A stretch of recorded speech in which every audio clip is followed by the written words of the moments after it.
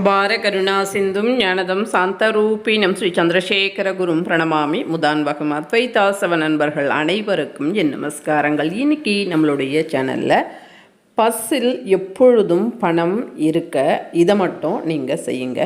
Video போடணும் அப்படின்றதுக்காக நானே தேடி எதையும் உங்களுக்கு சொல்வது கிடையாது. நமக்கு பரிகார சாஸ்திரத்தில் சொல்லப்பட்டது. இதை நாளைய தினம் நீங்கள் செய்யணும். அதனால தான் இன்றைய தினம் இந்த பதிவு. நாளைய தினம் அப்படின்னு சொல்லும்போது 28/6/2025 அமாவாசை கழித்து வருகின்ற முதல் சனிக்கிழமை, அதாவது வளர்பிறையில் வருகின்ற முதல் சனிக்கிழமை. இதை செஞ்சீங்க அப்படின்னா தொடர்ந்து செய்து கொண்டு வரும்போது நிச்சயமாக மாற்றம் ஏற்படுவதை உங்களால் சத்தியமாக உணர முடியும். ₹1 கூட செலவே கிடையாது. ட்ரை பண்ணி தான் பாருங்களேன். காசா பணமா என்ன பண்ணணும் அப்படின்றத மட்டும் பார்த்துக்கலாம். அரச மரத்துக்கிட்ட போகணும். நாளைய தினம் காலை நேரத்தில் போவது சிறந்தது. மாலையில் 5 மணிக்குள்ளே இந்த பரிகாரத்தை முடிச்சுடுங்க. காலையில் செய்வது சிறப்பு. யாருக்கு எந்தெந்த நேரம் இருக்கோ அதற்கு ஏற்றாற் போல் செஞ்சுக்கோங்க. அரச மரத்தில் தாராளமாக சனிக்கிழமை அன்று அரசம் இலையை பறிக்கலாம். நல்லா இருக்கக்கூடிய ஒரு இலையை பறிச்சுட்டு வாங்க. நீங்கள் பாட்டுன்னு போயிட்டு அப்படியே பறிச்சுட்டு வராதிங்க. அரச மரத்தை நல்லா 2 கைகளில் தொட்டு கும்பிட்டுட்டு முடிஞ்சால் தீபம் ஏற்றுங்க, முடிஞ்சால் தண்ணி ஊற்றுங்க. இல்லை எதுவும் செய்ய முடியல அப்படின்னா கூட நீங்கள் நல்ல மனசார வணங்கிட்டு பிரதட்சணம் பண்ணிவிட்டு ஒரே ஒரு இலையை கொண்டு வந்துடுங்க. அடுத்து வீட்டில் தயிர், எச்சில் எதுவும் செய்யாத தயிர், அதாவது தயிர் இருக்கும் கொஞ்சம் போட்டு நாம் சாப்பிட்டுட்டு இருப்போம், அந்த மீதி தயிர் அதெல்லாம் பண்ணக்கூடாது. எச்சில் படாத தயிர் இருந்தால் கொஞ்சம் எடுத்துக்கோங்க. எடுத்துட்டு அதில் மஞ்சள், இந்த மஞ்சள் பார்த்திங்கன்னா கடையில் வாங்குகிற மஞ்சள் ரொம்ப மஞ்சளாக இருக்கும். அதில் கெமிக்கல் எல்லாம் கலப்பாங்க. அந்த மாதிரி இல்லாமல் வீட்டிலேயே தயார் பண்ணினதாக இருந்தால் சிறந்தது. அப்படி இல்லைன்னா அந்த கடை மஞ்சள் கூட நீங்கள் பயன்படுத்திக்கோங்க. அந்த மஞ்சள் கொஞ்சமாக அந்த தயிரில் போடுங்க. போட்டு நல்லா கலக்குங்க. கலக்கின பிறகு உங்களுடைய, அதாவது வலது கையினுடைய மோதிர விரல் இதில் அந்த பேஸ்ட், இந்த தயிரும் மஞ்சளும் கலந்த அந்த பேஸ்ட் இருக்கு இல்லையா, அதை உங்களுடைய வலது கையினுடைய மோதிர விரலால் எடுத்து அந்த அரசம் இலையில், அந்த அரசம் இலையை கழுவெல்லாம் கூடாது, அப்படியே கொண்டு கையில் அப்படியே அதில் தூசு அந்த மாதிரி இருந்தால் லைட்டாக தொடச்சி விட்டுடுங்க. அவ்வளோதான்.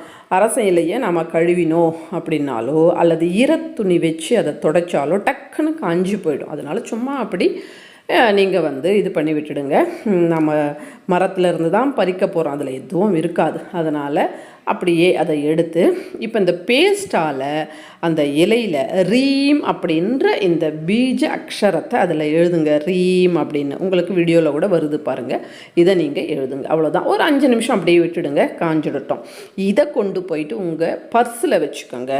நீங்கள் பீரோவில் வைக்கிறேன் அப்படின்னாலும் வச்சுக்கலாம். நான் ஒன்று வச்சுக்கிறேங்க, என்னுடைய கணவருக்கு கொடுக்குறேன், என் பையன் வேலை பண்ணுறான் அவனுக்கு கொடுக்கலாமா, கொடுக்கலாம். நான் ஒரு தொழில் செய்கிறேன் அந்த கல்லாப்பெட்டியில் வைக்கலாமா, வைக்கலாம்.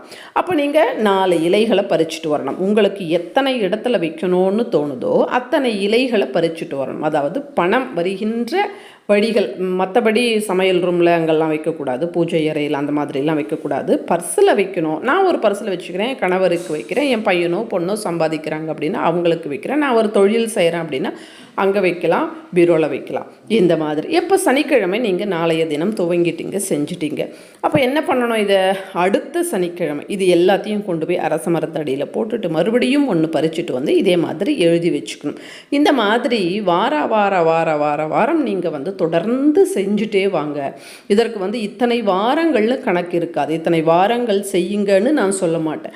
நீங்களே செய்ய செய்ய உங்களுக்கே ஒரு நல்ல மாற்றம் ஏற்பட்டு, அடடா இதுவரை நம்முடைய நிலைமை இப்படி இருந்ததே, இது செய்த பிறகு நல்ல ஒரு மாற்றமாக இருக்குது, நம்ம செய்யலாமே அப்படின்னு உங்களுக்கே தோணும். அதனால் உங்களுக்கு அப்படி எத்தனை நாட்கள் செய்யணும்னு தோணுதோ அத்தனை நாட்களும் செய்யுங்களேன். இதில் ஏதாவது பண கஷ்டம் இருக்கா பாருங்களேன்.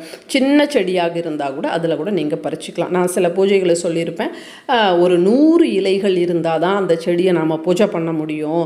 அரச மரம்னு சொல்லிட்டு வீட்டு பக்கத்துலேயே சேவத்து ஓரத்தில் வந்திருக்கும், அதெல்லாம் நீங்கள் பூஜை பண்ணக்கூடாதுன்னு சொல்லியிருப்பேன். ஆனால் இதுக்கு அந்த அரச இலை தான் நமக்கு ட்ரை பண்ணி பாருங்களேன், காசா பணமா அப்படின்னு சொல்லிட்டு சாஸ்திரத்தில் சொல்லாத எதையுமே நான் சொல்ல மாட்டேன். நிச்சயமாக செய்யுங்க, மாற்றம் ஏற்படும். அதிலேயும் அரசம் இலை பரிகாரங்கள், அரச மரத்தில் அரச இலையில் டோட்டலாக அரச மரத்தை சம்மந்தப்பட்ட எந்த பரிகாரமாக இருந்தாலும் உடனுக்குடன் ரொம்ப ஃபாஸ்ட்டாக உங்களுக்கு பலனை தருவதை நீங்களே பார்ப்பீங்க.